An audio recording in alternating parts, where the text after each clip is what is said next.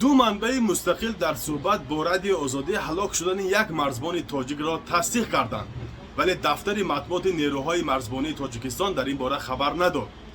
як манбаи радиои озодӣ дар беморхонаи марказии шаҳри Исфара гуфт, то ҳол 3 захмиро аз Ворух ба шӯъбаи эҳё оварданд. вазъияташон вазнин аст.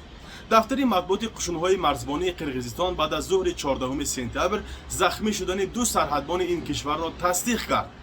бино бар хабарҳо роҳи байни Исфара ва Ворух баста шудааст. ду тараф силоҳи вазнини худро ба марз наздик оварданд. чанд сокини ҷамоати Чоркӯ ба радиои Озодӣ гуфтанд, баъди соати 14 аз 4 тараф садои тирпаронӣ шунида мешавад.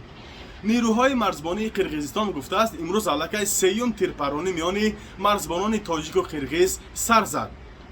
мақомоти қирғиз дар чанд изҳоротҳо нерӯҳои тоҷикистонро ба ҳамла ба дидбонгоҳи марзии Қирғизистон муттаҳам мекунад.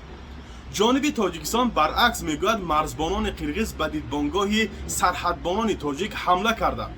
ҳар ду тараф ҳамдигарро дар оташ додани низоъ айбдор мекунанд, вале сокинони маҳаллӣ мегӯянд, дар минтақаи Кех аввалин шуда марзбонони қирғиз оташ кушоданд ва дар минтақаи Чорқишлоқу посгоҳи Достук нерӯҳои тоҷикистон ҷониби ҳамсояро ҳадаф қарор доданд.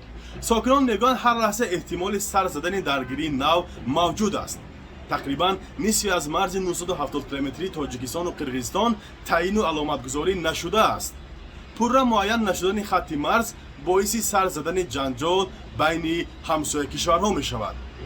фарзон муҳаммадӣ, мулло Раҷаб Юсуфӣ, Радиои Озодӣ, шаҳри Хуҷанд.